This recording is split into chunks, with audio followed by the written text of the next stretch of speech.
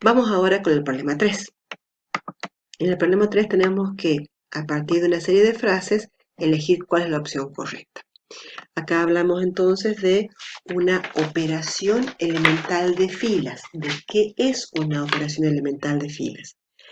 Vamos entonces a la página 1, ¿sí?, de la teoría.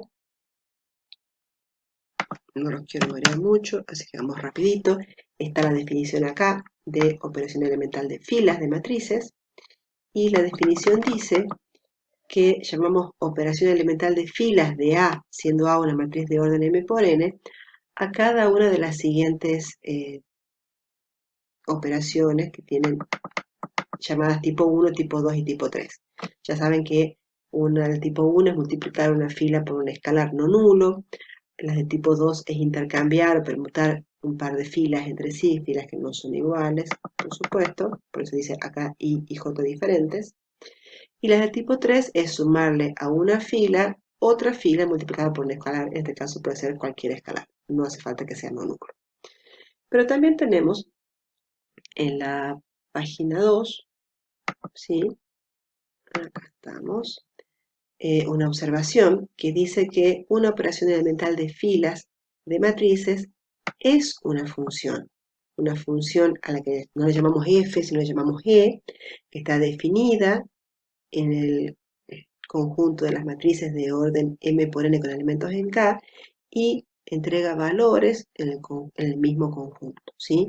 Y esta es una función que asocia a cada matriz A de orden m por n una matriz que le llamamos E de A del mismo orden, que puede ser alguna de estas tres que ya mencionamos recién. Entonces, volviendo a lo que dice aquí, una operación elemental de filas es una matriz cuadrada. No, no tiene nada que ver.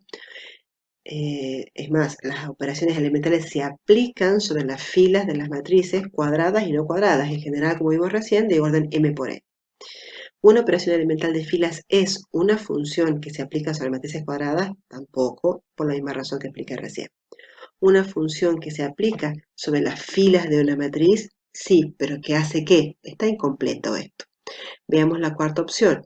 Una operación elemental de filas es una función que aplicada sobre las filas de una matriz da como resultado otra matriz del mismo orden que la matriz original. Sí, esa es verdadera.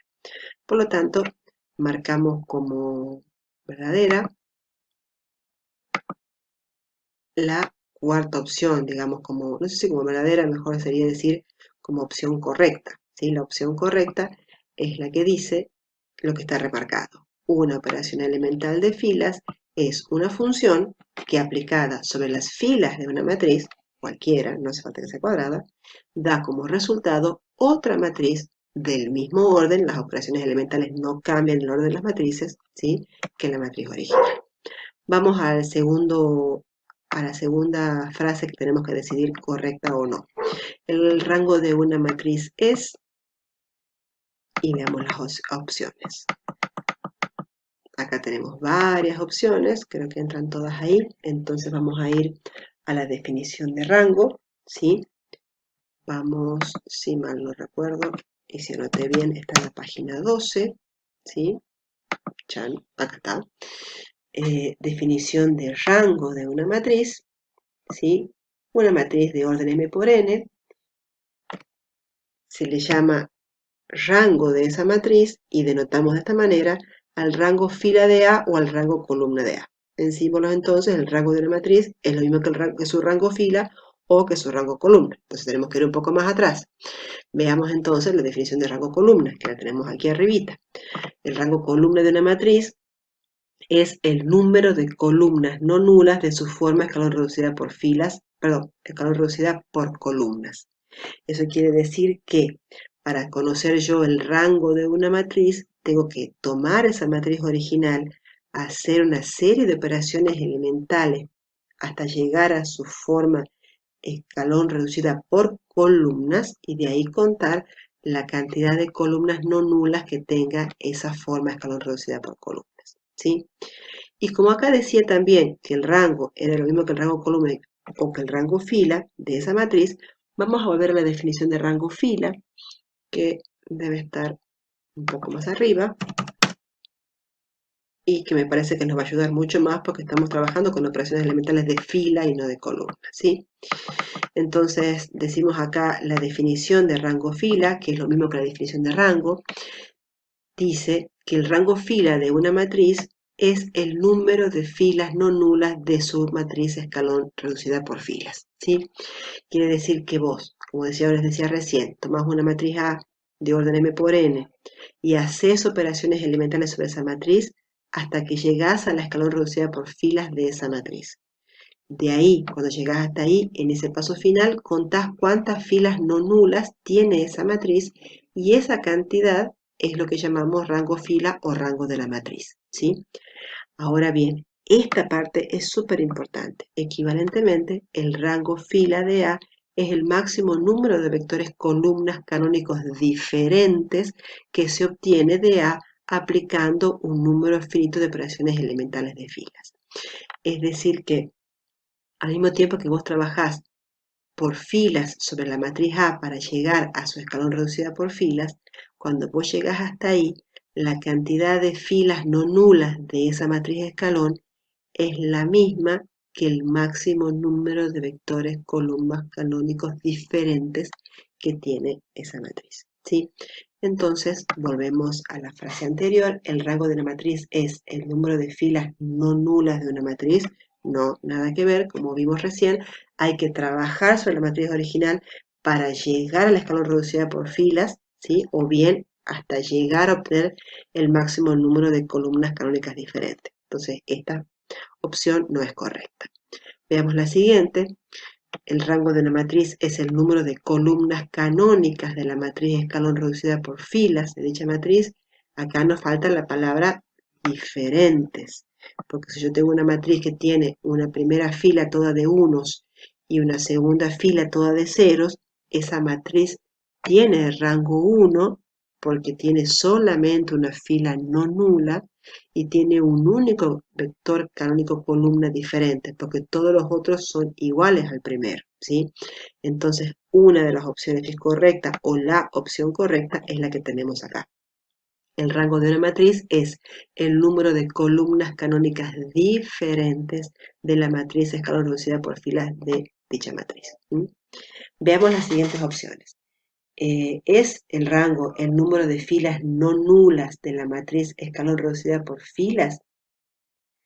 ¿O es el rango el número de filas canónicas de la matriz escalón reducida por filas?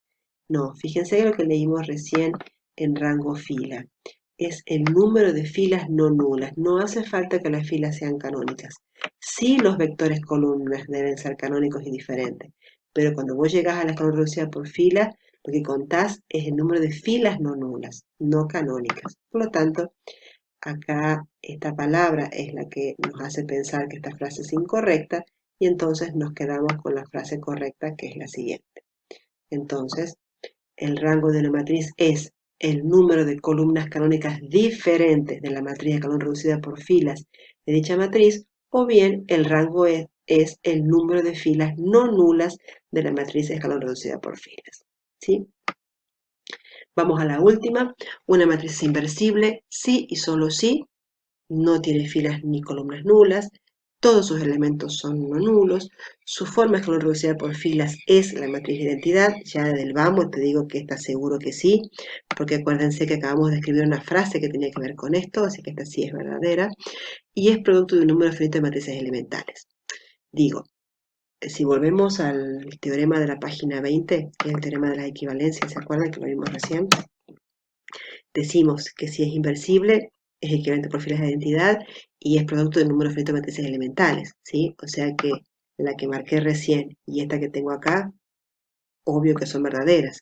¿Qué pasa con estas dos? Bueno, yo digo que estas dos son falsas.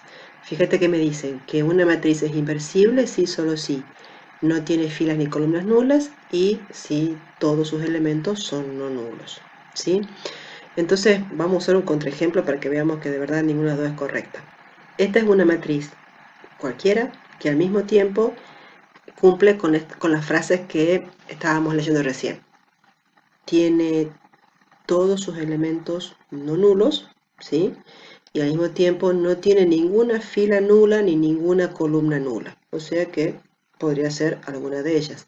Esta matriz inversible, bueno, fíjate que si yo bueno, primero que la estás mirando, sí, que la fila 1 es lo mismo que la fila 2 pero multiplicado por menos 1, o al revés, la fila 2 es lo mismo que la fila 1 multiplicado por menos 1, ¿sí?